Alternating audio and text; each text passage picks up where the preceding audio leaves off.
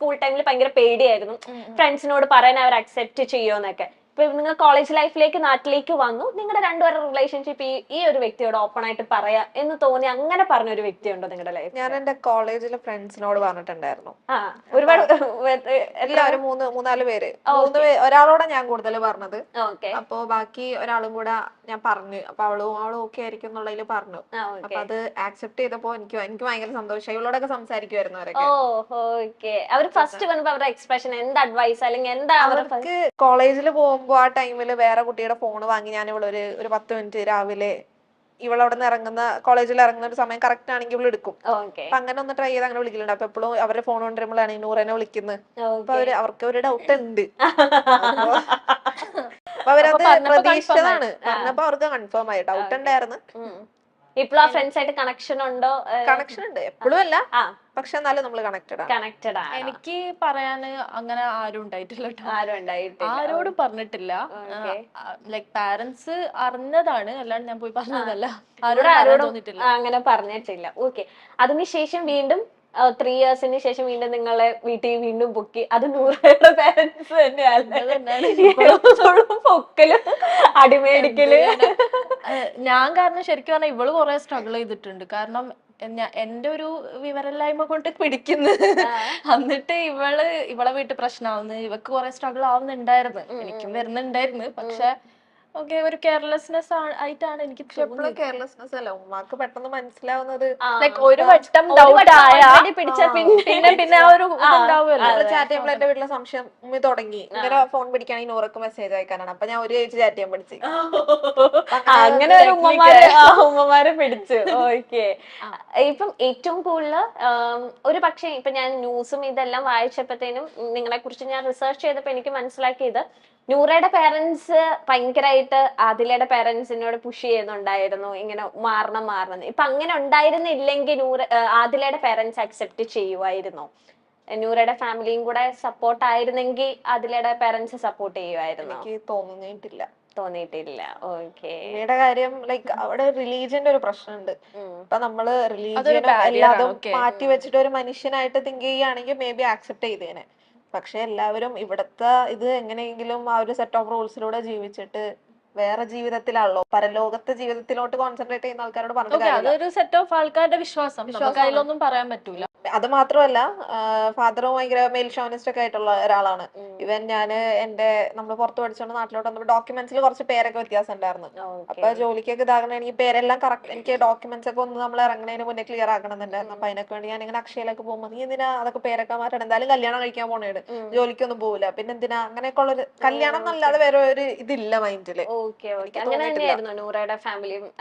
അതിന്റെ എക്സ്ട്രീം ആയിരുന്നു. എന്നെ കെട്ടിക്കാൻ വെച്ച ഒരു വസ്തു തന്നെയായിരുന്നു. Okay, I was just an object, അങ്ങനെ വേണമെങ്കിൽ പറയാം. ലൈക്ക് ആൾക്കാരെ കൊണ്ടുവരുന്നത്, എന്നെ കാണിക്കുന്നത്, ആൾക്കാരെ കൊണ്ടുവരുന്നത് കാണിക്കുന്ന ആ ഒരു സെയിം പ്രോസസ് ഇങ്ങനെ നടന്നുകൊണ്ടിരിക്കുകയാണ് 3 ഇയേഴ്സ്. എങ്ങനെയോ ആണ് സ്ട്രഗിൾ ചെയ്ത് പോകുന്നത്. ഒരുപാട് സ്ട്രഗിൾ ഉണ്ടായിരുന്നു ബൈ ദ വേ. ഒരുപാട് ഈ സ്ട്രഗിൾ ചെയ്തതിന്റെ കൂട്ടത്തിൽ ഒരിക്കലും ആ മുറിവ് പോവത്തില്ല. നിങ്ങൾക്ക് ഇനി എത്ര ഹാപ്പിനെസ് നിങ്ങൾ എത്ര അച്ചീവ് ചെയ്താലും ആ മുറിവ് എപ്പോഴും മനസ്സിലുണ്ടാവും. അങ്ങനെ ഒരു മുറിവ് ഉണ്ടോ നിങ്ങളുടെ മനസ്സില്? അതെ, ഉണ്ടായിട്ടുണ്ട്. ഇപ്പോ ഞങ്ങളെ റിലേഷൻഷിപ്പിന്റെ മാറ്ററിൽ വെച്ച് പറയുകയാണെങ്കിൽ അങ്ങനത്തെ മുറിവുകൾ ഉണ്ടായിട്ടുണ്ട്. പാരന്റ്സ് തന്നിട്ടുണ്ട്. എന്താ വെച്ചാൽ ഞങ്ങൾ അത്രയും അവരെ ട്രസ്റ്റ് ചെയ്തിട്ട് ഞങ്ങളൊരു ചാൻസ് കൊടുത്തു. Okay, please try to understand us. ഞങ്ങൾക്ക് എന്താ പറയുക, നിങ്ങൾ പറയുന്ന തൊട്ട് ഞങ്ങൾക്ക് ആവാൻ പറ്റൂല. ഓക്കെ, എനിക്കിപ്പോൾ ഇവ ഇഷ്ടമാണ്, ഇവക്ക് എന്നെ ഇഷ്ടമാണ്. അതുപോലെ ഒരു തെറാപ്പി തന്നിട്ടോ ഡോക്ടറെ കാണിച്ചിട്ടോ ഒന്നും നേർക്കാക്കാൻ പറ്റുന്ന ഒരു കാര്യമല്ല. That is not something to be done. അപ്പോ ഞങ്ങൾ ട്രസ്റ്റ് ചെയ്തു, ഞങ്ങൾ ഒരു ചാൻസ് കൊടുത്തു. പിന്നെ അവിടെ കൊടുത്തെന്ന് പറയുമ്പോ ആൾക്കാർ തെറ്റിദ്ധരിക്കും, നമ്മളങ്ങനെ മക്കള് ചാൻസ് കൊടുത്ത് അങ്ങനെയല്ല.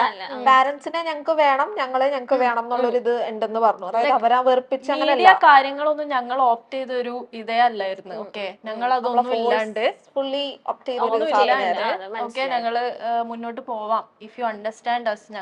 ഞങ്ങളത് പാടു നോക്കി ഞങ്ങൾ ജീവിച്ചോളാം, ജോലി ചെയ്ത് ആർക്കും ഒരു ശല്യമില്ലാണ്ട് ഞങ്ങൾ ജീവിച്ചോളാം. അതൊന്നും കേൾക്കാണ്ട് പിന്നെയും ഞങ്ങളെ സെപ്പറേറ്റ് ചെയ്യാൻ നോക്കി. അത് വലിയൊരു മുറിവ്. അതെപ്പോ ഇതാക്കിയാലും മാറില്ല. ഇപ്പൊ നിങ്ങൾ 12th വരെ സൗദിയിലായിരുന്നല്ലോ. അപ്പൊ ഈ കേരളത്തിലത്തെ ലോസിനെ പറ്റി, ഇവിടത്തെ ഇങ്ങനെയൊക്കെ പോയ ഇങ്ങനത്തെ ഒരു നിയമസഹായം ഉണ്ട്, അങ്ങനെയൊക്കെ നിങ്ങൾക്ക് നോളജ് തന്നത് ആരാണ്?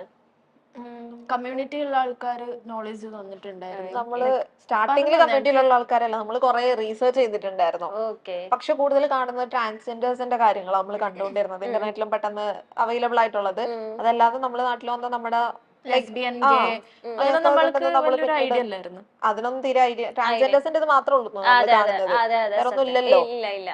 അപ്പൊ അങ്ങനെ കുറച്ചിങ്ങനെ റീസെർച്ച് ഒക്കെ ചെയ്ത് വന്നപ്പോ അത് കുഴപ്പമൊന്നുമില്ല, ലീഗലൈസ് ചെയ്തിട്ടുണ്ട്. നമ്മളും കുറച്ച് സ്റ്റഡീസ് ഒക്കെ നടത്തി, അങ്ങനെ നമുക്ക് മനസ്സിലായി.